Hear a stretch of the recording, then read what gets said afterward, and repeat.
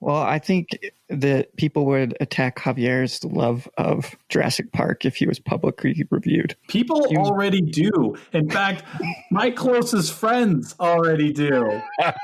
See, you're tougher than you thought, Javier.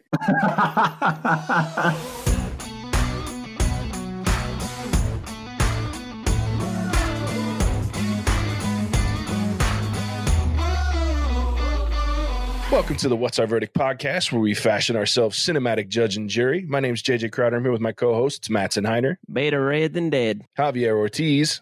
What is it, my nerds? And Ian Anderson. Some shit. Do you guys ever find yourself wondering if you should spend the time, money, or both on a movie? Well, we're here to answer that question for you. Each week we put a movie on trial, discuss the facts, pass judgment, and let you know our verdict. We do appreciate any help growing the podcast. Go ahead and hit that follow or subscribe button. Tell a friend about us and subscribe to our email list for exclusive content and updates at whatsourverdict.com. Today, we're reviewing the movie Chef. It was released May 30th, 2014. It was written and directed by Jon Favreau. Stars Jon Favreau, MJ Anthony, Sofia Vergara, Oliver Platt, Scarlett Johansson, and Dustin Hoffman. A head chef quits his restaurant job and buys a food truck in an effort to reclaim his creative promise while piecing back together his estranged family. If you haven't seen this movie yet and you want to avoid spoilers, go ahead and pause here. Go watch the movie. Once you've watched it, come back, pick up where you left off. If you don't care about spoilers, and stick around because we're about to spoil the shit out of this thing, guys. Yeah, let's talk about this movie. So I straight up didn't know this was from 2014. I thought it was a new release.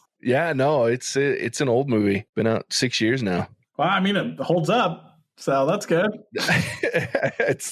It does. So I have to ask, first thing I want to know, Javier, and it's very important, and you're the only one on this podcast that can answer it. I think. Martin said? Yeah, what did this dude say to those guys when he was trying to get them to help move the equipment into the food truck? It's actually pretty funny. So he says that Carl is the best chef in the world, and he will make them the best sandwiches that they've ever had, or he'll call immigration.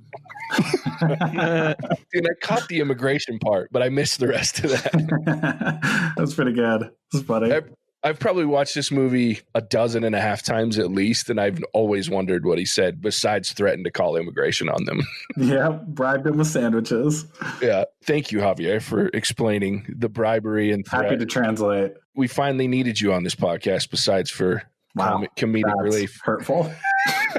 It's fair, but that's still hurtful. So I want to start with this question and just get it out of the way, because I feel like it's probably my only, I don't want to say complaint, but the only thing that every time I watch it, it comes up. And so it was interesting because I think Javier felt the same way. But what do you guys think of the pacing of this movie? And I'll explain, and you guys can tell me if you feel differently or if you agree. For me, they spend so much time setting up the characters and Carl's situation where, he goes in and he has this big fight with this critic. And then so some of it feels a little rushed at the end. The good parts where, he's with his son and they're traveling across the country in this food truck. So I feel like some of the pacing there was some issues there, whether it was too slow in the beginning, too fast at the end, or if they could have blended the two. What do you guys think about that? I kind of liked the pacing, actually. Oh, did you? Yeah, so there were parts where I wish I saw certain things that they kind of glanced over. Like, I wish I saw the first dinner with the critic rather than the second one, type of thing, that they glossed over. But I was actually really happy because I feel like the last few movies we've watched have been painfully slow, and that they show all these little parts that they didn't have to. And so this movie, I felt like they cut out all the things that just weren't absolutely necessary to the story and the character development. And I was okay going through an entire summer in like 20 minutes. Mine wasn't so much the pacing of the whole movie. There were a few scenes in the very beginning that I felt like were super choppy, the way they cut them up. And I couldn't even tell, maybe it was just my internet connection, but I kept sitting there going wait, what just happened? Because we were with the son and then we were back at the restaurant, but then we were with the son and then he's back cooking again. I just got confused because I felt like they were chopping up the scenes super quick. So was that my internet, or did I just miss part of the movie? No, it was pretty choppy.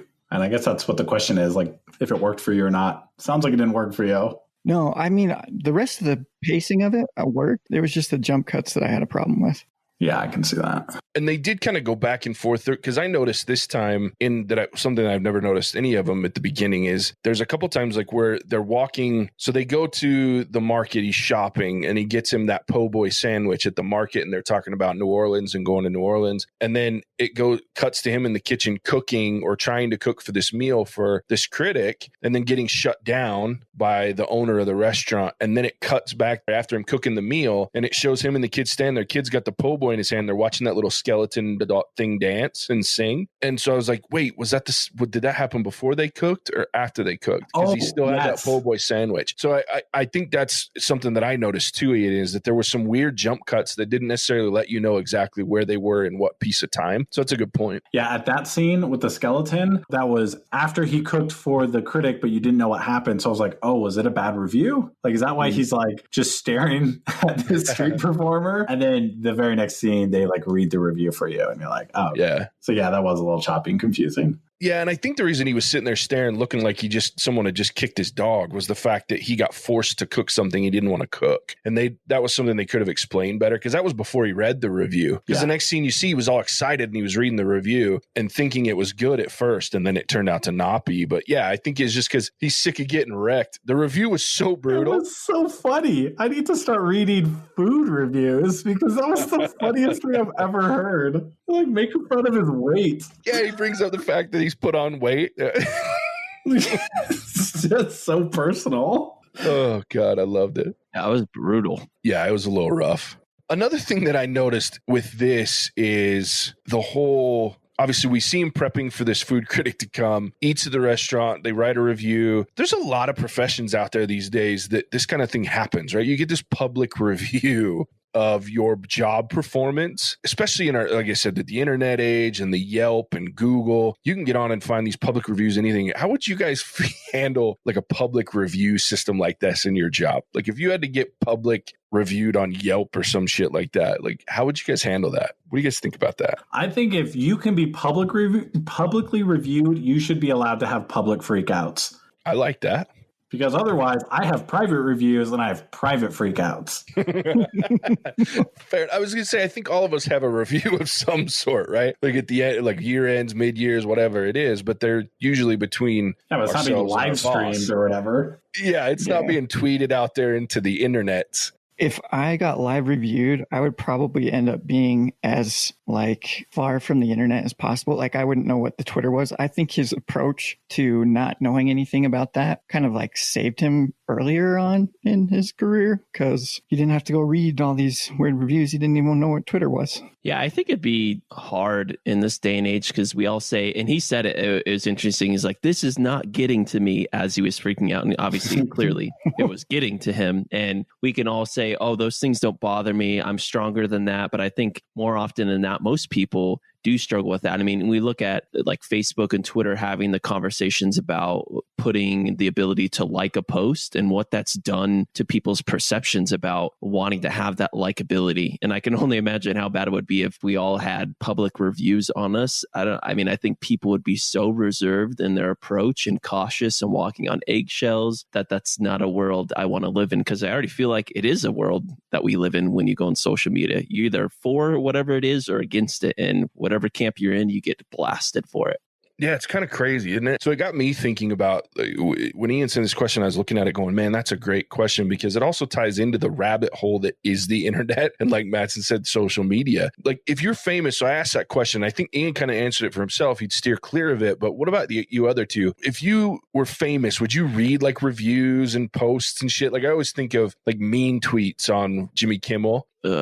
It'd be so hard. Like I liken it, JJ, to sports, because I'm a big sports fan, and the biggest person on there right now it's always LeBron James in the debate against Michael Jordan, and people are just so polarizing, and I just feel like you can't win. And so to sit here and say I wouldn't read them, I hate when athletes say, oh, I don't pay attention to those things, they don't bother me. It's hard to not read them or see them in our day and age. But if you really don't, it's probably power to you, and it probably would help you. But at the same time, most people do it because that's where they make a lot of their money, because you got to be a public figure. I'm way too sensitive to be famous.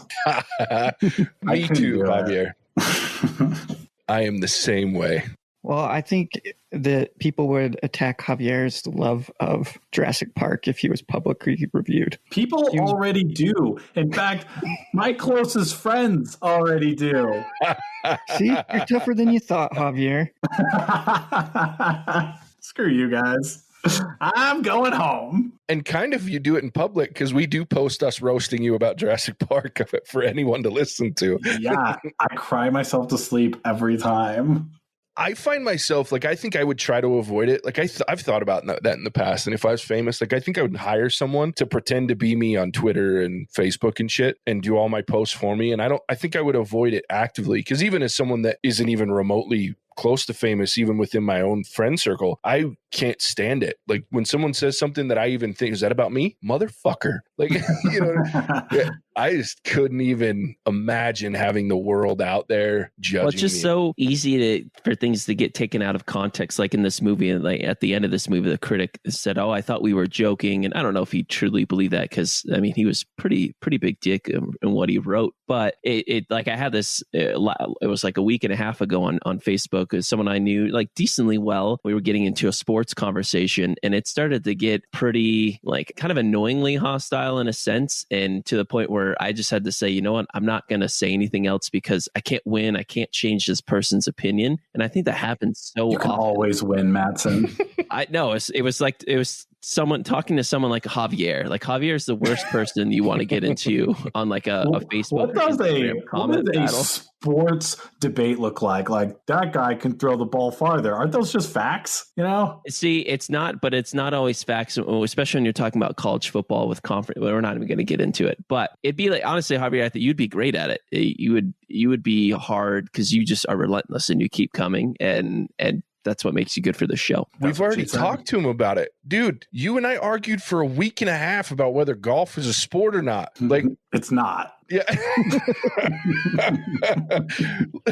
I'm just saying, like I said, a week and a half we went at that shit. So that was in person. I can't even imagine it when you could say some shit that you don't have to worry about me punching you in the nose for.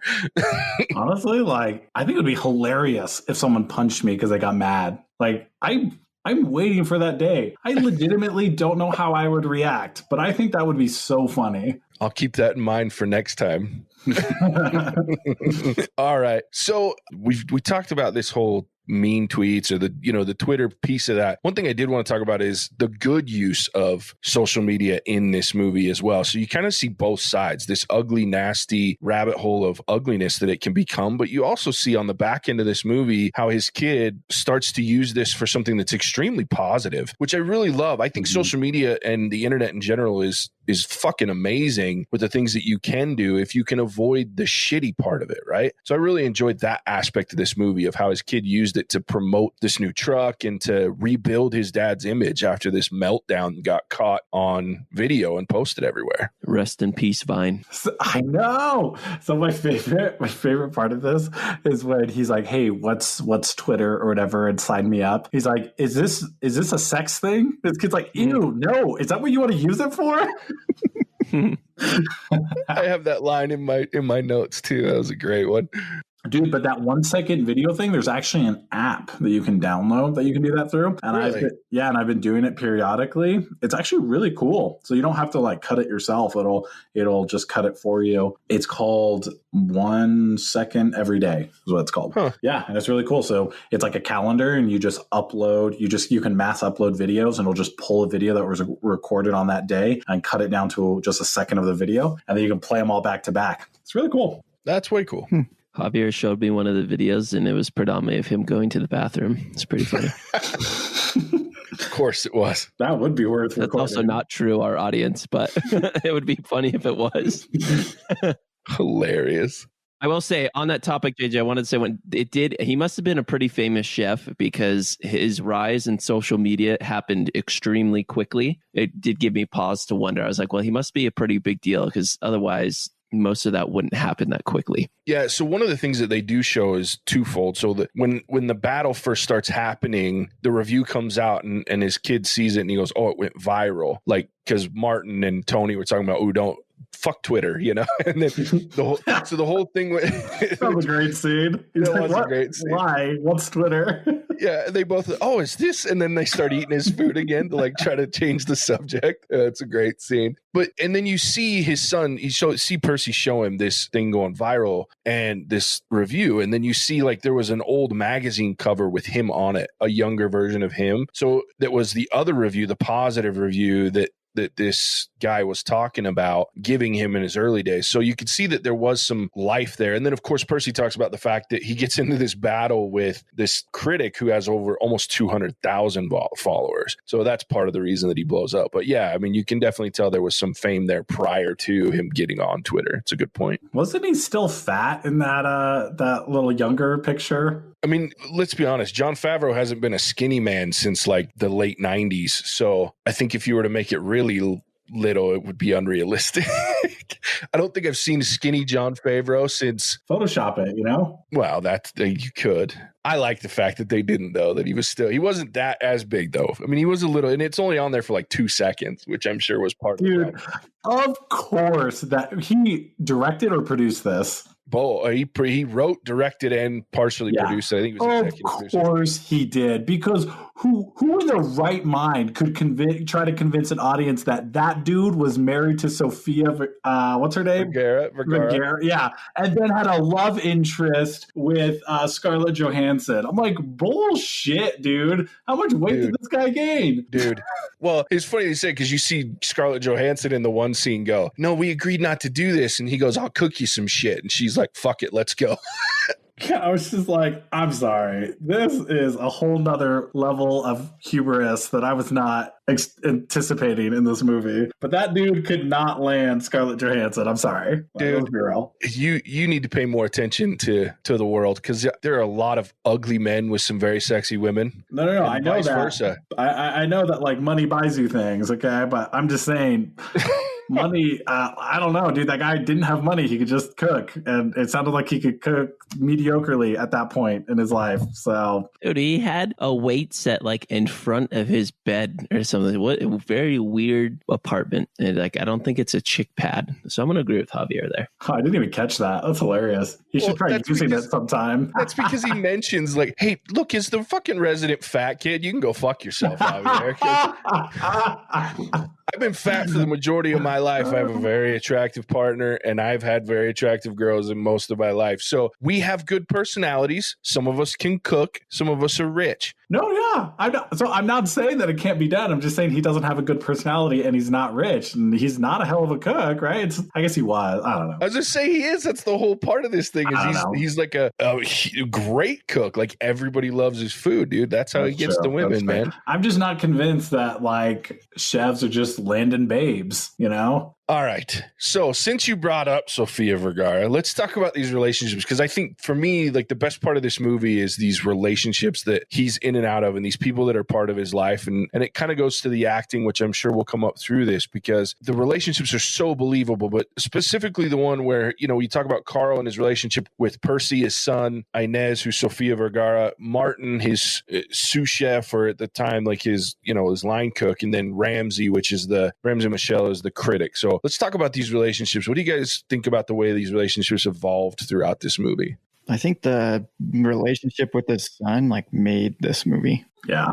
My only like problem with that relationship was there was a section in the movie, right, where before that part, the son is like constantly begging to hang out with his dad, go shopping with him, hang out in the kitchen or whatever. And then you switch to when they're in Miami together, and the son is like apathetic, and nothing really had happened yet other than the normal turbulence that we've had the whole movie. So it just kind of felt weird that the son wants to like be with his dad the whole time, and then suddenly they're in another city and he's like, I guess. And then it goes back to him wanting to hang out. Yeah, it's a good point. And I think to me, that's part of I even have a note. I'm like, I love the idea that this kid, because I think it's real life, right? I think there's a lot of kids that are constantly asking, hey, teach me about what you do, Dad. Tell me what you want to, what you like, what you want to do. I think that's a big thing. And a lot of dads are like, oh, it's just my job, or it's just what I do.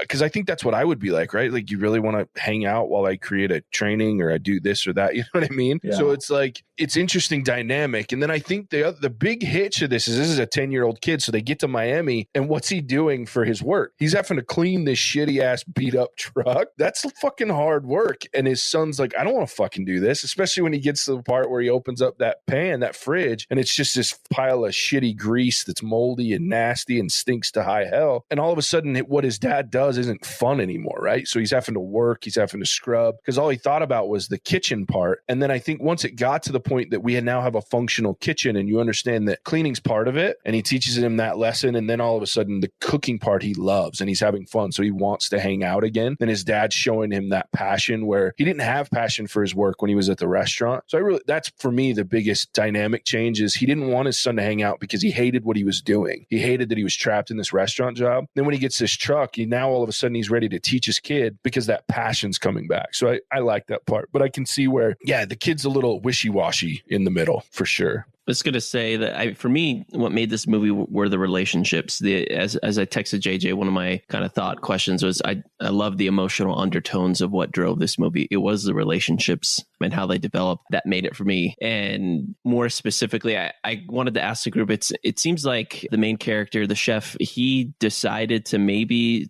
was the one that was a driving force behind the divorce because of his career and not wanting to kind of step up to the plate to be a dad and devote time to his family. That was my speculation of why they had a split family, but wanted to see what you guys thought too. Because she went from Robert Downey Jr. to him. That marriage was doomed from the beginning.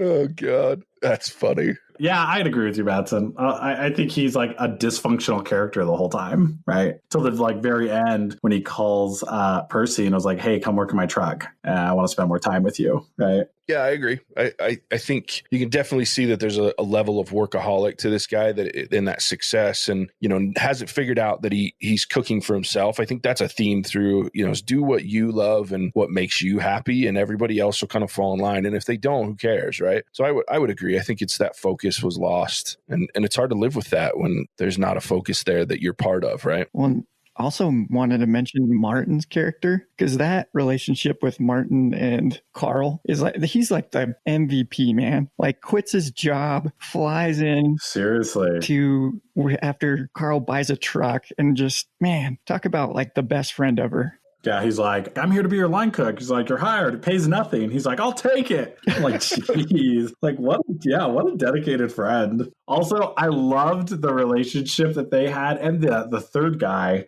who got promoted. Tony. Yeah, Tony, where they don't bullshit each other, right? So when that public freakout video got viral, they're like, oh yeah, it's terrible. It's really bad. But it's like bad in a funny sort of way. And he's like, are they laughing with me or at me? And Martin's like, a little bit of both. Yeah, both.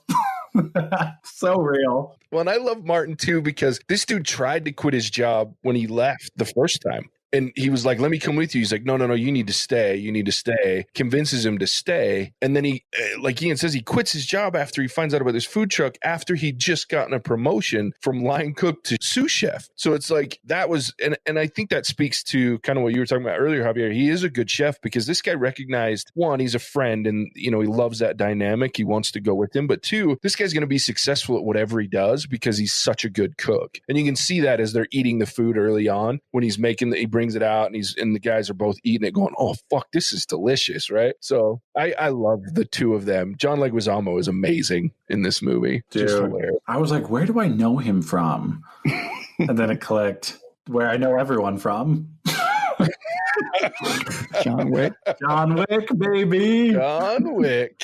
Oh my gosh. I thought you were about to say Ice Age, and then I'd be like, that's weird. Well, he was just recently in The Mandalorian. You missed on that one, Javier. Yeah.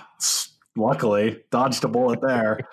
Oh, Fucking shit. nerds. You know what's funny is, you know who else is in The Mandalorian? Since we're talking about Jon Favreau calling in favors, because he's got Scarlett Johansson, Robert Downey Jr. from the Marvel side, right? And then he's got John Leguizamo, who he's worked with a couple of times, was in Swingers, I think, with him back in the day. So he's been in a few movies with him. And then you've got his ex-wife's publicist that he talks to about Twitter, and she's trying to convince him to go on Hell's Kitchen. She's also in The Mandalorian. She's the mechanic in Mos Eisley. Oh, yeah. So, Wow, they look way So different. you can tell he called in some favors. They look way different, those two characters. Oh, yeah. I didn't realize that was the same person. Yeah, that's the same lady.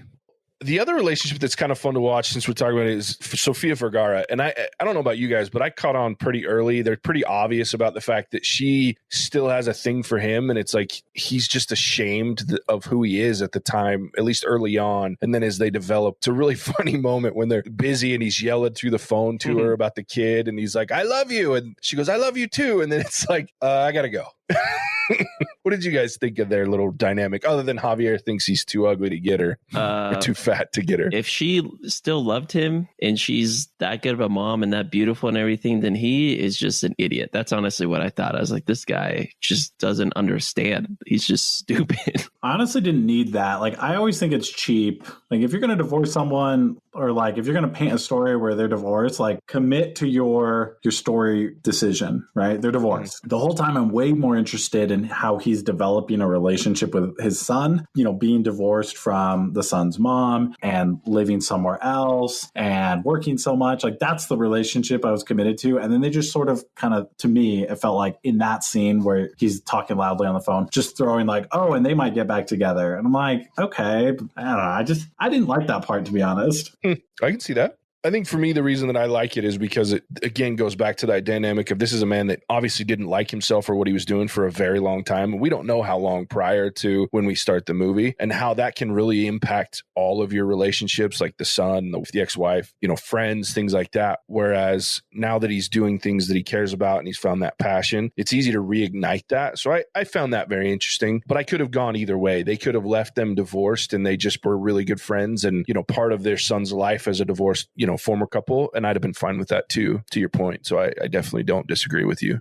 So I had one last question that I want to bring up, and this is kind of where, so we have this great moment. To me, it's the best scene in the movie where they're in Texas and they're sitting on top of the food truck, and they, you know, he's drinking a beer, hanging out with his kid, and they're listening to this blues music, and he starts talking about we're almost home, or we're going to be home soon, and then, you know, things are going to go back to normal. And I started to think about, you know, how many times have we found ourselves in, you know, a rut, whether, I mean, maybe not something as major as what we see in this movie, but you find yourself in a rut, or you're in this pattern where you just do the same things over and over and over again. And then we start talking about, I just want things to go back to normal. I hear that all the time. I just want things to go back to normal. So I have to ask the question, like, why do we get stuck on that? Like, why do we care so much about going back to the quote unquote normal when it obviously wasn't very good? You know, so he starts to go, things are going to go back to the same. And the kid's like, no, I don't want that. But he just kind of leans into that. So I really had a hard time with that. Like, why do we as people and human beings do that?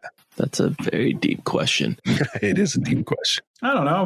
We're creatures of routine, right? Yeah, we are. No, what I hated about that scene, though, was that the kid seemed like he was constantly trying to find a compromise, and Carl wasn't. Right? So Percy's like, I can keep working in the truck. I'll just do weekends and after school. And Carl's like, no. And even before that, Carl's like, I want to come shopping with you. I won't get in the way. And he's like, no. Right? So it kind of made me mad that it was all on Percy, the kid, to like develop this relationship with his dad. I'm like, that's super shitty. It's a good point. I didn't think about that. Yeah, that's what it seemed like too. The dad was pretty indifferent to the point he was like almost so cold and robotic with his son that it was painful for most of the movie. I mean, yeah, very well acted. But to your question, JJ, I think humans a lot of times talk about always wanting the new challenge, always wanting to find change. But in reality, most of us are comfortable doing our job, then turning on our favorite show. We always watch our same favorite movies, listen to our same favorite songs, eat our same favorite food. Most people, when they go to the restaurant, they get the same order more often than not. And it's harder to take a risk, to take a change. And I think that this movie showed that but you would want to see the dad to recognize that this is a positive change in my life. And it's unfortunate it took him long enough to realize that, but I think it is indicative of what happens to us in society, that it takes us longer to realize that this change could be good and it can become part of our new normal. So I'm going to throw back to a quote from Murder on the Orient Express, where he says, "I'm at an age where what I enjoy, I love immensely, and what I don't, I cannot abide." Hey, that's a good quote. I like that. And that's how I feel all the time. Like, dude, just leave me with my pepperoni pizza, original glazed donuts. Like, it works. Why experiment? That's funny. I kind of saw that scene where he talks to his son about change as kind of him not wanting to get his hopes up that his happiness and enjoyment will continue when he gets back. So I feel like he was trying to it wasn't so much letting the son down as it was letting himself down easy. Like, okay, things are going to go back to normal. This can't last. So that's kind of how I interpreted it. And rather than him wanting to go back to normal, more like, I don't want to get my hopes up that things can continue to be good. I like that point, Ian. And I like it because I completely agree that most of the awkwardness between these two that I watch when I go back and watch this movie is, I think, because it's a self-consciousness issue with himself. Carl is afraid that his son's going to hate everything about what he does and who he is. And so these moments of having this road trip together and it being so great and sharing all these things and finally realizing that his son actually wants to know about these things, he's afraid that they're going back to the routine of it, because even if you kept the truck and he keeps working on the truck, there's a certain level of routine, right? Because in his mind, there's still going to be divorce, so it's going to be the back and forth. And how do we maintain this and still have it be as fun as this 3-month or summer long or whatever it is road trip? And so I definitely agree with that. Now, it doesn't say, it's not making excuses for him being an obtuse dad, but I still feel like that's a good point to come from. So let's have some fun. So Mattson had a question for everybody. What would you change about your work if you were to follow your passions? So let's hear from everybody. What would you guys change about your work if you were to follow your passion? Kind of like what Carl ends up doing here. Like my current work? Sure. Or would you even continue to do your current work? Yeah, I mean, when I was thinking about that question, for me, I like what I do. I've been thinking about it. None of my passions, I think, really reside in what I would deem like normal work world. And those people that are able to blend the two, kudos to them. I don't even know if JJ, I guess for me, honestly, it'd be like being a fantasy football analyst or being a sports talk show host or something, where that's where my outside passions lie. So doing that would probably be really exciting for me. Yeah, I guess that's probably what I would say.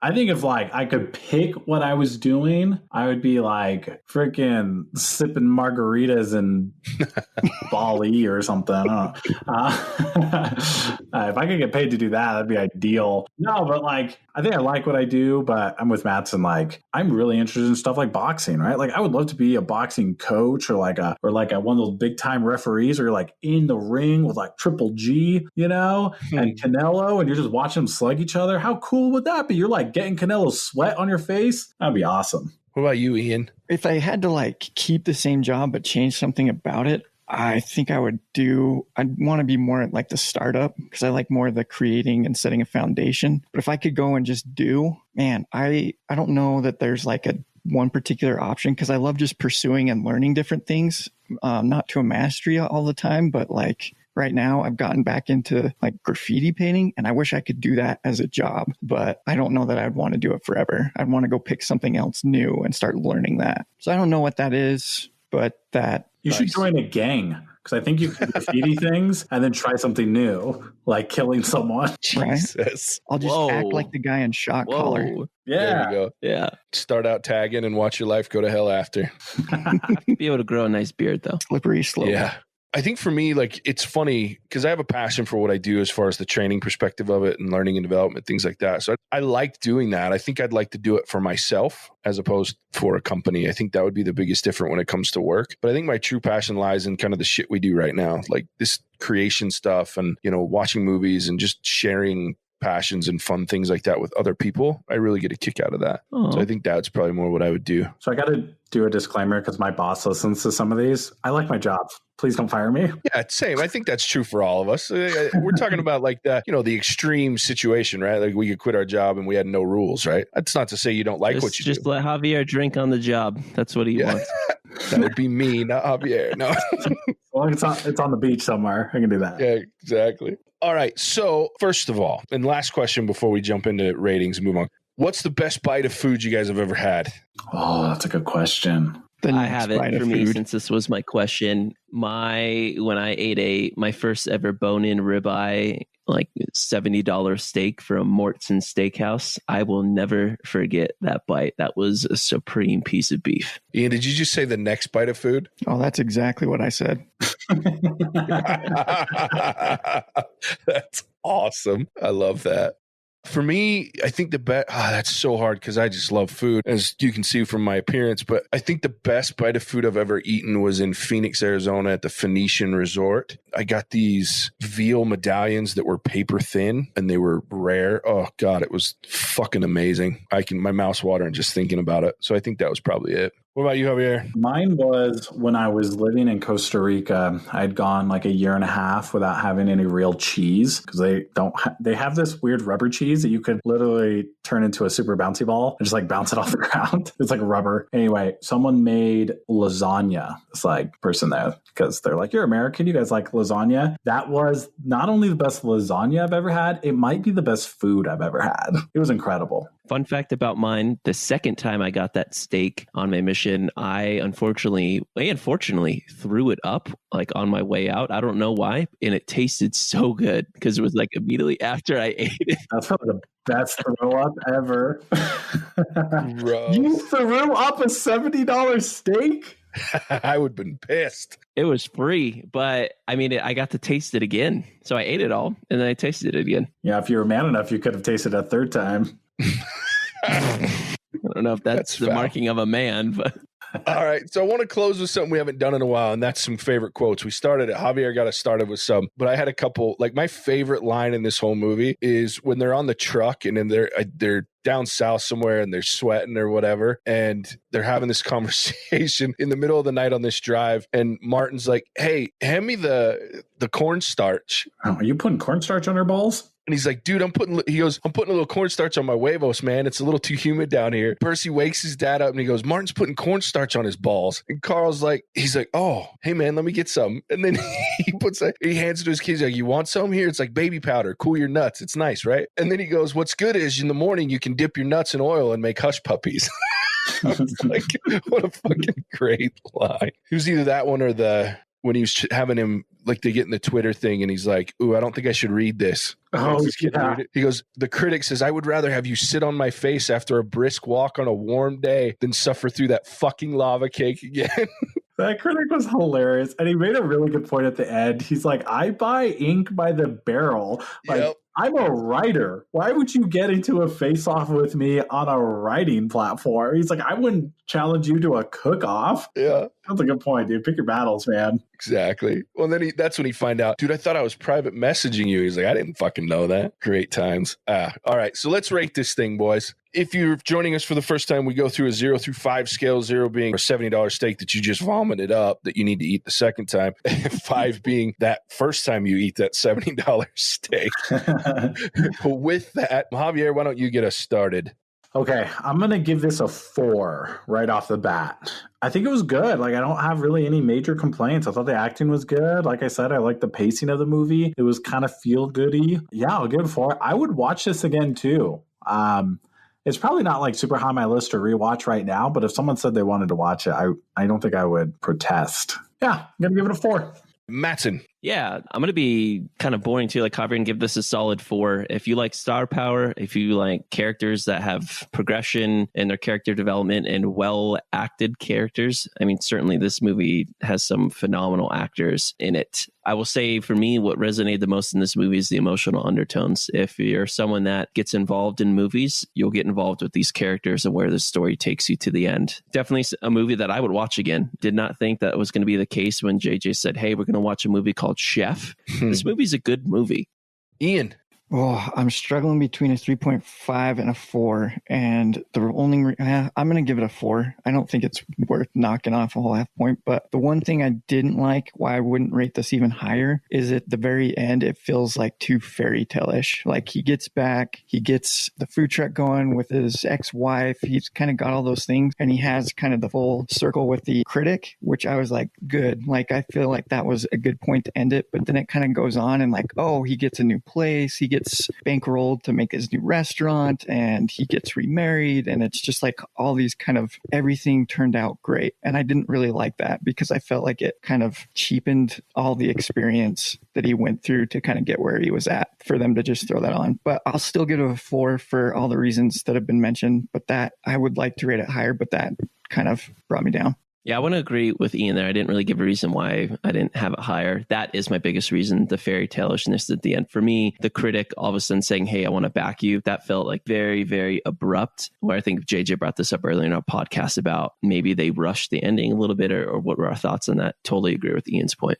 I guess I've never thought about the marriage piece of it. Everything up to them getting remarried, I'm okay with. I actually, because of the fact that they mentioned that this critic was a big fan of his when he first started out, that made him backing him make sense to me. But that's a very little thing, and I caught it because, again, I've watched this movie so many fucking times, I can't miss it. But reflecting back on it, when you say that, I've never been a huge fan of like the whole way that it ended with them at their wedding, right? I think it would have been better, to be honest, if they had just ended with showing the new place and they're working together, and it's kind of ambiguous with leave it to the imagination. Yeah, like it being their wedding might have been over the top. So it's a great point, Ian. I like that. I was never going to rate it perfectly. This is a 4.5 movie for me. I do think there are some pacing issues in the middle of the movie. The transition from the meltdown to the road trip in the truck, while Robert Downey Jr. made for a very, very funny intermission between the two, I think there could have been some better tie-in. You could have left that out almost, to me, and had a little bit better blending of the two aspects of his life, and it would have made it just a touch better. And now I get to add on the fact that Ian made a great point. I think if they'd have left off them getting married again at the end, I don't care if they do or they don't, just have them show people at the restaurant and having a good time. But I love this movie, guys. And it's funny, we talked about trying new things, and Mattson, you mentioned getting home and you watch your favorite movie, and we all, we fall into those traps. And while this is a movie I watch often because it makes me feel good and I enjoy it, and it's easygoing and I just like it, it's also one of those things that it tends to pull me out of my comfort zone watching it because of the theme of this whole trip of this guy's life in this time. So I really enjoy that aspect of it. And like I said, it's just feel good. Thoroughly enjoy this movie. Everyone should check it out. 4.5. I'm glad that you guys liked it. I worry when I introduce a movie like this that I love so much, that because not everybody likes stuff like this. So I love that you guys enjoyed this movie as well. So I appreciate you watching it with me. And no problem, JJ. Yeah. And for next week's review, we're going to be watching Moneyball. So tune in for that. Mattson, why don't you tell them where they can find us? Yeah, y'all should know, but if you don't, check us out on our website at whatsourverdict.com. Find us on social media on Instagram and Facebook at What's Our Verdict. Check out our YouTube channel at What's Our Verdict as well. You can listen to us for our podcasts on Ghana, Apple, Spotify, and pretty much wherever else you can find us. Give us a listen, send us a comment. We'd love to hear from you. Awesome. Thanks, Mattson. That's our verdict. Go check out this movie. We appreciate you tuning in, and we'll catch you on the next one. Bye-bye now. Bye. Cinemagic out. Da-na-na-na-na.